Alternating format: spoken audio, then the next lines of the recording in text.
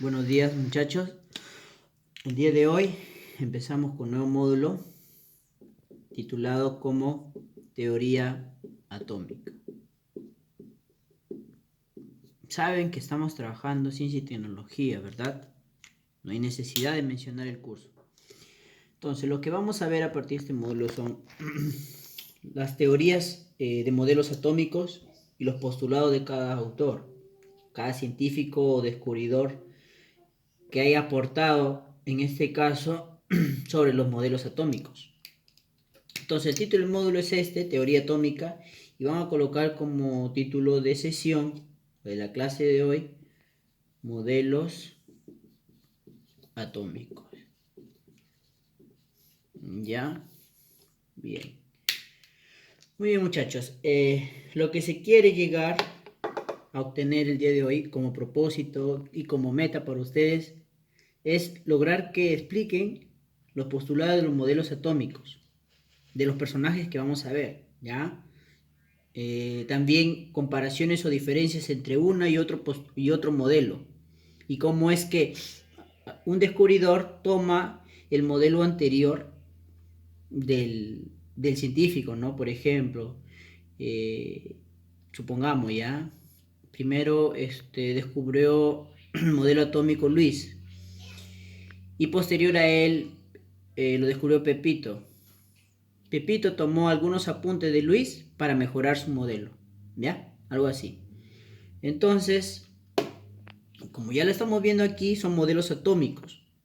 Normalmente el átomo, ya hemos clases anteriores en aula, hemos visto que el átomo tiene un centro, ¿verdad? Y por acá sus orbitales, o su zona extranuclear, donde afuera normalmente están los electrones en órbita, ¿no? Y en el centro están los protones y los neutrones, los que tienen carga cero, que esto se llama núcleo, ¿cierto? La parte central, que es el núcleo. Estoy recogiendo los saberes previos que ya hemos tenido antes. Y todo lo de afuera, la zona extranuclear, ¿verdad? O lo que orbitan en la parte de fuera del núcleo. Bien, muchachos, haciendo historia, se dice que voy a mencionarlo nomás, no voy a apuntar. Haciendo historia, quizás apunte algunos datos. La idea del átomo nació 430 o hace 430 años antes de Cristo, ¿ya? En Grecia. ¿Qué pasó ahí? Los filósofos, Anaxoras, a ver, lo voy a apuntar acá, los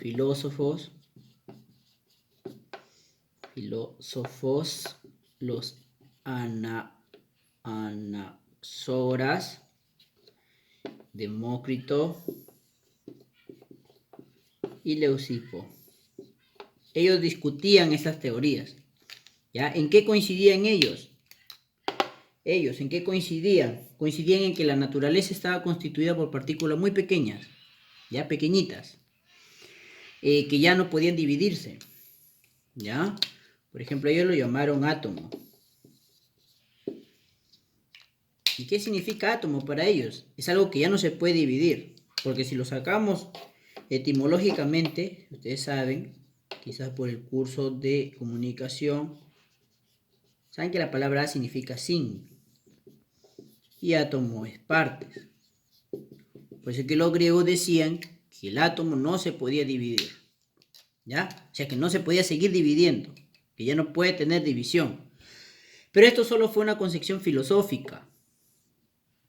Ya sabe que después se encontraron otros conceptos científicos, que ahora hay una teoría actual, ¿verdad? Entonces, eso es lo que vamos a estudiar hoy, los modelos atómicos. Como primer modelo, vamos a colocar ahí teoría atómica de John Dalton. No se preocupen, muchachos, ustedes escuchen bien la teoría, yo les estoy enviando el resumen en PDF para que lo puedan anotar en sus cuadernos. John Dalton, su año, ¿no? 1776 al 1844. Este inglés físico y químico, ¿qué decía? Bueno, su teoría fue descubierta o fue desarrollada en el año 1803 a 1808, ¿ya? La teoría de John Dalton fue desarrollada en esos años. ¿Qué decía él?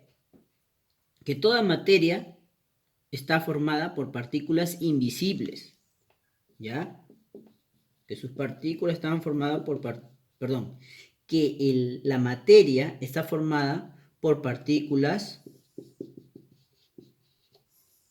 invisibles.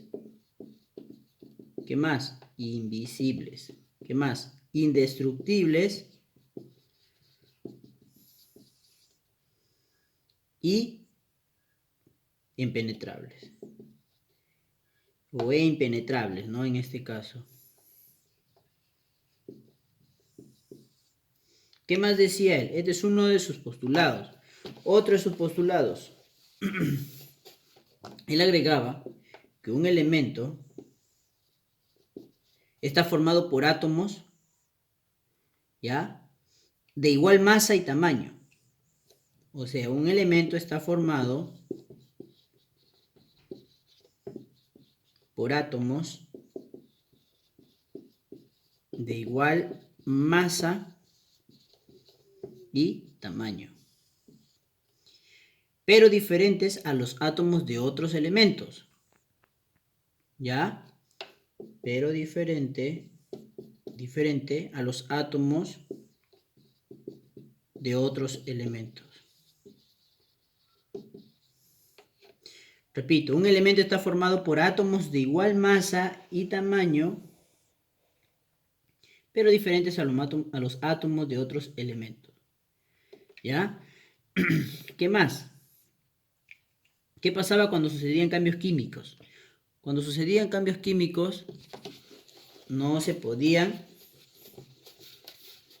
dividir. ¿Quiénes? A ver. En cambios químicos,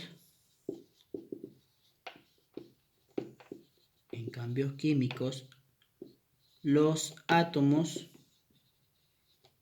no se dividen. Ya esto estudiamos la clase pasada también con respecto a los cambios físicos y los cambios químicos. Su postulado decía Dalton que en cambios químicos los átomos no se pueden o no se dividen. Vamos con otro. El cuarto, vamos 3, este sería el cuarto postulado. ¿Qué decía en el cuarto postulado?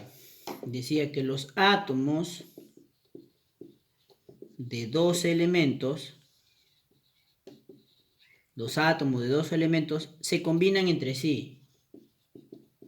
Se combinan entre sí para formar una molécula o para formar moléculas. Este postulado fue lo que impactó más a su modelo o a su teoría. ¿Qué quiere decir? Por ejemplo, ¿ya? Yo tengo un átomo de hidrógeno con el átomo de oxígeno. ¿Qué me daba? ¿Recuerdan? Si yo tengo dos átomos de hidrógeno, ¿ya? Dos átomos de hidrógeno y tengo un átomo de oxígeno, ¿qué me daba esto? El agua, ¿verdad? Tengo dos de hidrógeno y uno de oxígeno, me da el agua, H2O. Entonces, este postulado fue la base para muchos científicos, aunque es antigua. A pesar de la época, este postulado fue lo que impactó más y lo que se valida para el día de hoy. O sea que de los postulados que tuvo Dalton, el cuarto de sus postulados, o sea, este uno, porque uno de 4, el cuarto de sus postulados solo es válido. El que los átomos de dos elementos, ¿quiénes son los átomos de esos dos elementos? El elemento hidrógeno y el elemento oxígeno. Se combinan entre sí, estos átomos se combinan entre sí para formar una molécula, ¿ya? Una molécula. Este es un átomo, este es otro átomo. La combinación de dos elementos, el elemento del oxígeno y el elemento del hidrógeno, en este caso 2 átomos de hidrógeno y un átomo de oxígeno, me daba el agua, H2O. Este es el único que es válido hoy en día. O sea, un cuarto de sus postulados, 1 de 4. Bien. Ahora vamos con el segundo modelo. El segundo modelo le corresponde ¿a quién? Modelo atómico de Thomson. ¿Quién fue Thomson? ¿Y qué dijo Thomson? En el año de 1900, Thomson descubrió una partícula más pequeña que el átomo, mucho más pequeña que el átomo. ¿Quién es? Más pequeña que el átomo. Se refería al electrón. Y se dio cuenta que era más pequeña que el átomo y que incluso tenía carga negativa. Descubrió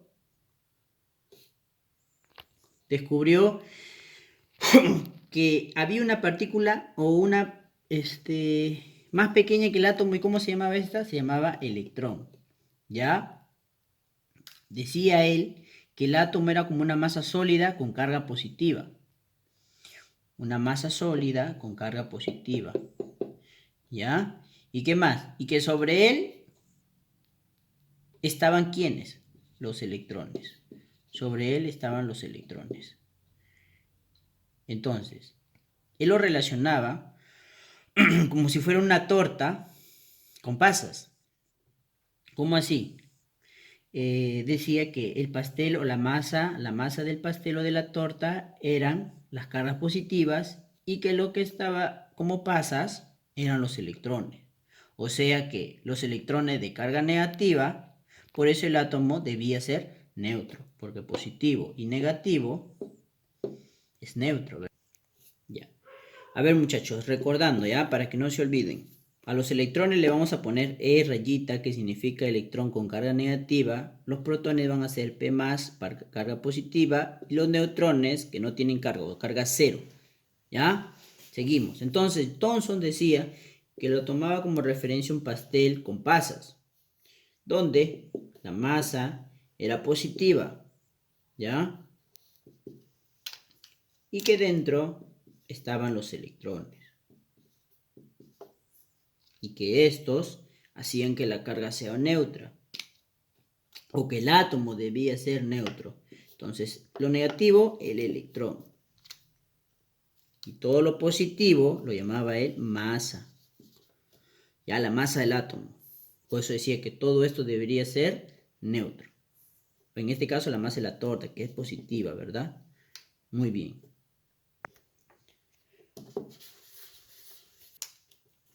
Bien, vamos con la tercera teoría en este caso. Sería teoría atómica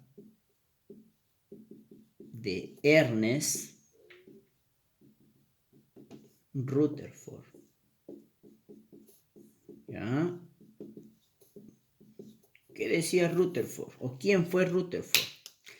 En el año 1911, el científico británico, descubrió que el átomo tenía centro. Que el átomo tenía un centro. Y que contenía toda la masa positiva. Y que dentro de ella le llamaba núcleo. O sea que este centro, que era una masa positiva, y que la llamaba núcleo. ¿Ya? Rutherford, en 1911, descubre que el átomo tiene centro. Y a este le llamaba núcleo. O sea, esa masa del centro, que le había llamado el anterior autor, a la masa positiva, él lo llamó núcleo. Y que los electrones quedaban girando en órbitas alrededor del núcleo. Los electrones giraban alrededor del núcleo. ¿Cómo así? El modelo, la teoría de Rutherford, era que la masa o el centro era positiva y que los electrones giraban en órbitas. ¿Ya? los electrones giraban en órbitas. O sea que la parte central él la llamó, Rutherford la llamó núcleo, ¿ya? Y que los electrones estaban girando en órbitas. Este es el electrón, ya lo saben, ¿no? Muy bien. Mientras el anterior autor lo llamaba la masa centro solamente positiva, Rutherford la llamó núcleo, ¿ya? Y que los electrones giraban en órbitas. ¿En qué año? 1911. Muy bien. Vayamos con la cuarta teoría, ¿ya? La cuarta teoría le corresponde a Bohr. Teoría atómica de Niels Bohr. ¿Qué dijo Bohr? ¿O qué pasó con Bohr? Bohr fue un físico danés, ¿ya? Que recibió un premio Nobel en el año 1922. ¿Qué dijo? Él recogió la idea de Rutherford. Ya, es más, hizo sus postulados para defenderse. ¿Qué decía él? A ver, él recogió las ideas generales de Rutherford. ¿Ya? Ya tuvo sus postulados. ¿Qué dijo? Veamos acá. Bohr dijo que los electrones giraban alrededor del núcleo en órbitas circulares. Giraban alrededor del núcleo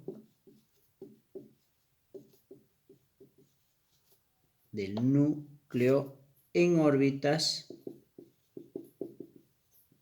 circulares. ¿Ya? ¿Qué más? Que los electrones giran en órbitas o niveles de energía. O sea, que le llamaba órbitas o niveles de energía. Los electrones giraban en órbitas, o también llamado niveles de energía. ¿Ya? Y, por ejemplo, cuando un electrón giraba en órbita estacionaria, no ganaba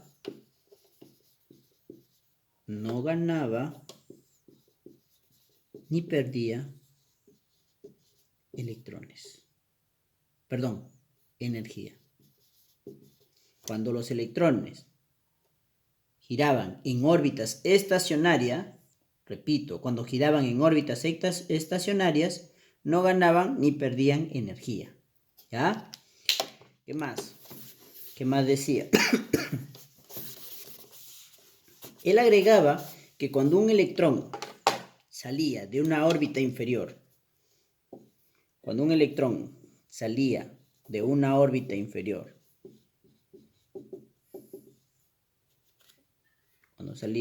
órbita inferior o cuando saltaba de una órbita inferior a una órbita superior,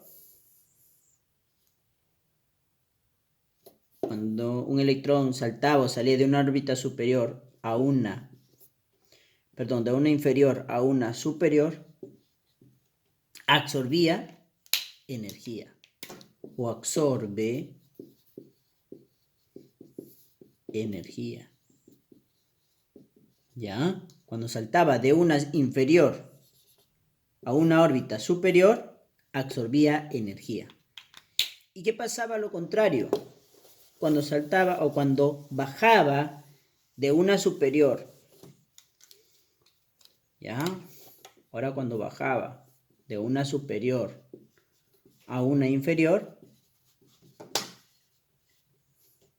¿qué pasaba allí? Ya no absorbía energía, sino emitía energía. Ya, chequen aquí para la diferencia. Entonces, cuando estaba de un nivel superior a un inferior, emitía energía. ¿Cómo lo llamaban esto? A esto lo llamaban cuanto. ¿Y qué es un cuanto? Es una pequeña cantidad de energía, de energía emitida o absorbida por un átomo. Emitida o absorbida por un átomo. Ya está. Entonces, resumiendo, Borque decía que los electrones giraban, ¿no?, alrededor del núcleo o afuera, en órbitas, y cuando éstas saltaban de una superior a una inferior, emitían energía. Y cuando saltaban de una inferior a una superior, ¿qué pasaba ahí? Absorbían energía. Entonces, a eso lo llamaban cuanto, que es una pequeña cantidad de energía emitida o absorbida por un átomo. Bien, o sea, en otras palabras, como un mensaje general, la teoría de Bohr cuantizaba las órbitas para explicar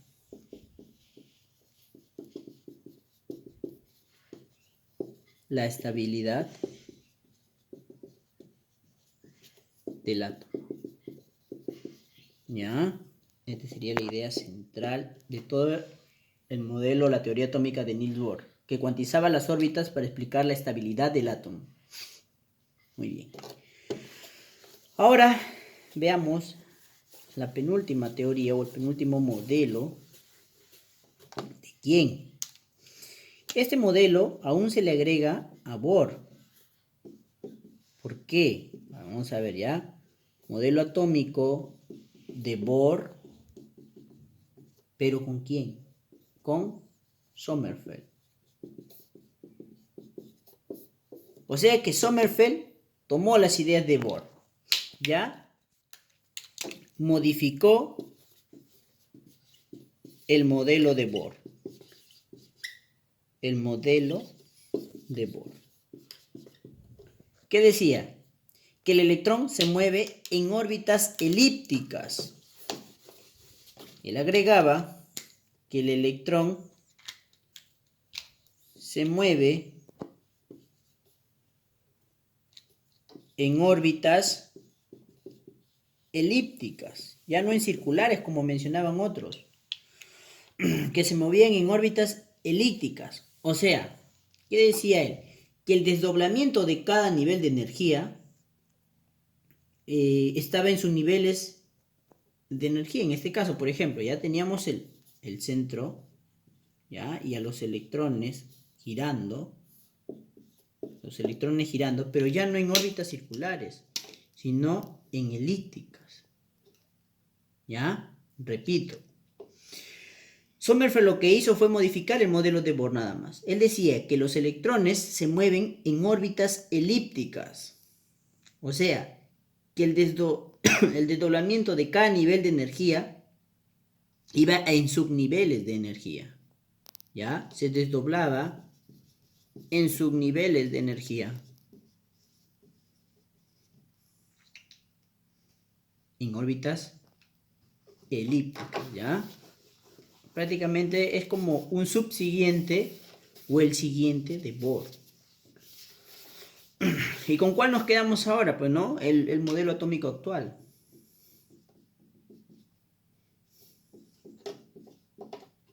Modelo atómico actual. ¿A quién le pertenece a él o quién fue el aportador? En ese caso fue el austríaco. Ustedes lo conocen, han escuchado su nombre, que es un poquito difícil de pronunciar. Hasta en chistes lo han escuchado. El austríaco Schrödinger, que dice que en el año 1926 sustentó y diseñó un modelo matemático para el átomo. Él diseñó un modelo matemático para el átomo. ¿Ya? Donde él dijo que no se puede describir con exactitud la posición del electrón. O sea, no se puede ubicar con exactitud o describir con exactitud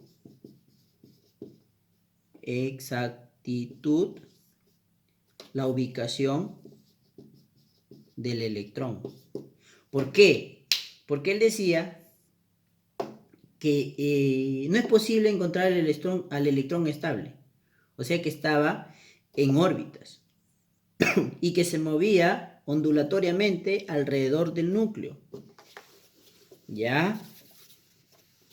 Que la posición del electrón no era definida, se podría decir con exactitud. Su ubicación no estaba descrita con exactitud. ¿Ya? El modelo atómico ahí lo van a encontrar en sus libros también. Aquí tenemos el núcleo y la zona extranuclear es donde estaba el electrón, ¿no? Que su ubicación es un poco inestable, ¿no? O con exactitud no se puede encontrar o ubicar su posición. Porque estos están en movimientos ondulatorios. ¿Ya?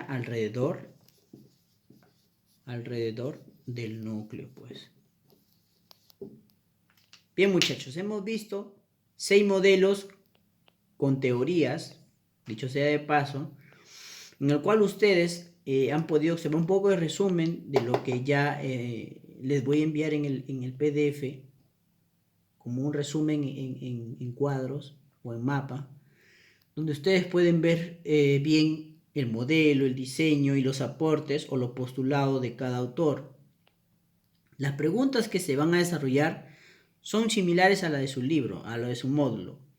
Van a tener que desarrollar, la pueden presentar en la misma hora de plataforma o la pueden enviar en un plazo máximo de 2 días. Recuerde que tiene que presentar su tarea.